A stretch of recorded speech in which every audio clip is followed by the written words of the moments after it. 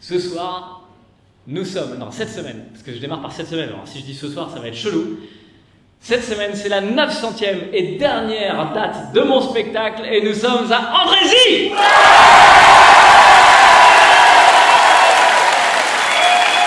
Andrézy, je viens de réaliser un truc, les gars.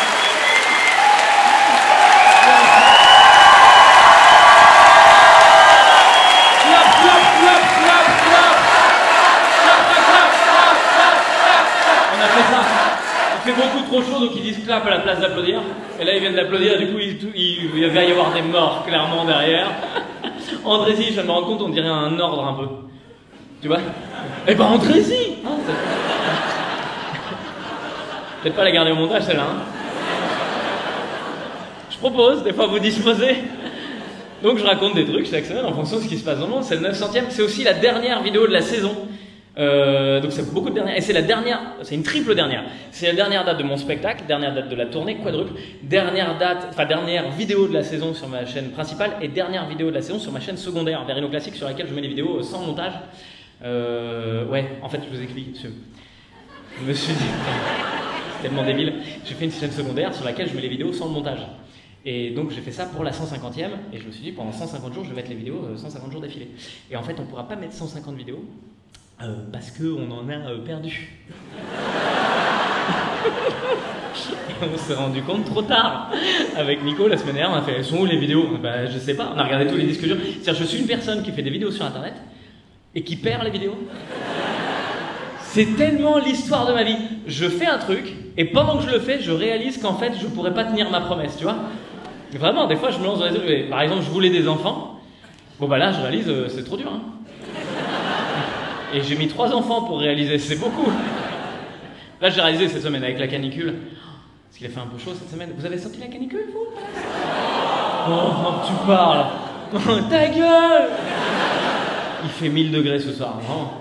Je pense vraiment il va y avoir des gens décédés. Les gens vont quitter la salle, il va y en avoir 2, 3 morts au combat. Et je vais le mettre sur mon affiche, mort de rire. Je vais vraiment... pas en plaisir. Je vais tellement le faire. Clap, clap, clap. Oh putain, c'est vrai, j'ai oublié d'expliquer ça. Alors clap, clap, clap. Ah non, je l'ai expliqué déjà. Voilà l'état de mon cerveau, d'accord? J'explique des trucs que j'ai déjà expliqués avec les gens parce qu'on est en direct sur Facebook. Donc imagine de l'autre côté à faire ah bah ça va vraiment pas mieux lui, hein. Putain, la canicule cette semaine. Moi, j'attendais la canicule en mode oui bon ça va, il va faire chaud, tout le monde va se plaindre, c'est comme ça. Voilà. Et ben quelque chose que j'avais pas anticipé, c'est une canicule avec un enfant de 6 mois. Je vous encourage tous à vivre ça. Hein. C'est vraiment extrêmement... Parce qu'en fait, une canicule avec un adulte, bon, bah, tu vois, l'adulte, il a compris, il fait chaud, oui, il patiente. 6 mois, il patiente pas, l'enfant. Hein. Il patiente pas parce que son corps ne peut pas patienter, tout simplement. Parce que toi, t'es adulte, il fait très chaud, tu vois, si tu oublies de boire, t'as mal à la tête. Lui, s'il boit pas, il fait cette taille-là. Donc, il décède, en fait.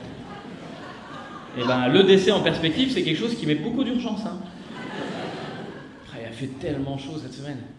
Partout, hein. Mes parents, ils sont en Lorraine, là. À Nancy, il a fait 14 degrés. En Bretagne, l'eau est à 17. Enfin, c'est un truc... On comprend plus rien à ce qui se passe. Pascal Pro n'a pas fait de blague sur le réchauffement climatique.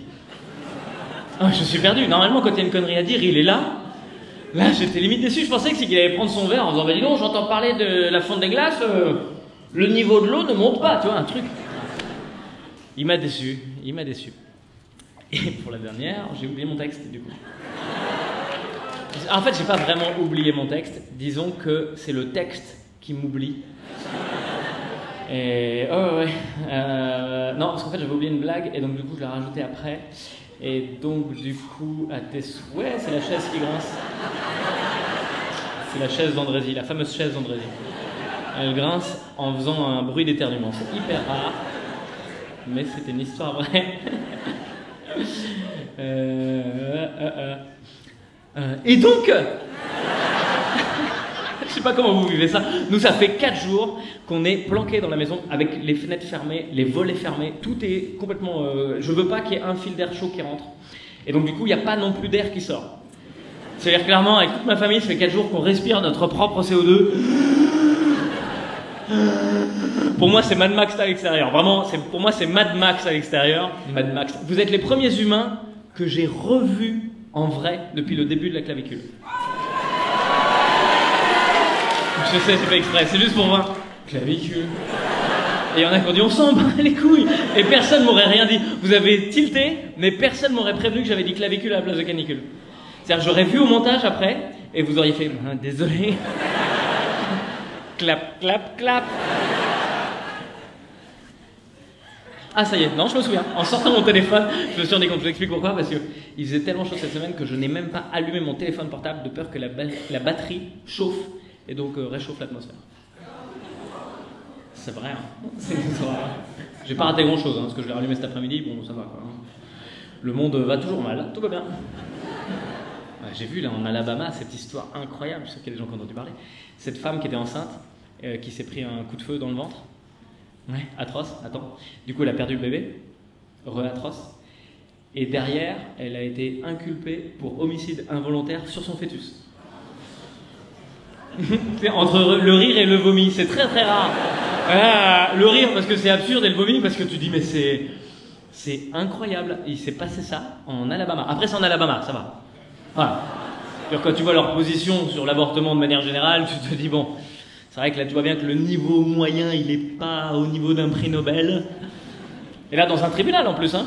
C'est-à-dire qu'il y a une femme donc qui s'est pris un coup de feu dans le ventre et qui a perdu son bébé, et juste à côté il y a la femme qui a tiré. Et ben celle qui est sortie libre, c'est celle qui a tiré. Qu'est-ce que tu veux que je te dise? Et c'est pas genre un juge teubé, il y avait un jury, tout un jury qui a délibéré, qui a discuté, et à la fin ils ont fait non mais c'est elle a pas pris soin de son bébé. Et non bah c'est vrai là, faut le reconnaître quand même. Je sais pas s'il y a des gens qui se sont déjà pris une balle dans la salle. Voilà, c'est vrai que se cacher derrière un fœtus c'est un peu petit. Alors que c'est quand même pas très compliqué d'éviter une balle quand elle arrive. Ah la Matrix, même le fœtus quand il réfléchit, il aurait pu, en plus dans le placenta, il y a un mouvement qui est faisable. Est-ce qu'il l'aurait pas un petit peu cherché? Franchement, l'Alabama, je découvre. Je pensais que les Américains étaient stupides. Je pense que l'Alabama a été créé de la manière suivante. Ils ont fait un dîner de cons. Et tous les cons, ils ont baisé depuis des générations et ça a donné, pouf, l'Alabama. Parce que déjà, les Américains, ils sont forts. À la base, quand tu leur dis une arme, ça tue, ils te répondent non, c'est pas l'arme qui tue. C'est celui qui tient l'arme. Après, tu dis, bon, ok, bon, alors celui qui tient l'arme, il tue. Et ben, l'Alabama, ils vont plus loin. Ils disent non, c'est pas celui qui tient l'arme qui tue. C'est celui qui prend une balle qui meurt. Sommet, les gars. C'est la philosophie. Hein. C'est tellement con, ça devient de la philosophie. Et en même temps, on peut pas leur en vouloir, parce que c'est juste des gens qui sont un peu idiots, tu vois, mais qui ont été élevés dans cette direction-là. Ils jouent le jeu de ce qu'on leur demande de faire, tu vois. C'est vrai, c'est le système qui pose problème. Parce qu'au final, ce qu'on oublie, c'est que dans l'histoire, il n'y en a qu'un seul qui meurt pas. Et c'est pas celui qui prend la balle, c'est pas celui qui tire la balle. Celui qui meurt pas, c'est celui qui vend la balle. Internet, merci d'avoir regardé cette vidéo jusqu'au bout. Rendez-vous tous les samedis à 11h sur YouTube.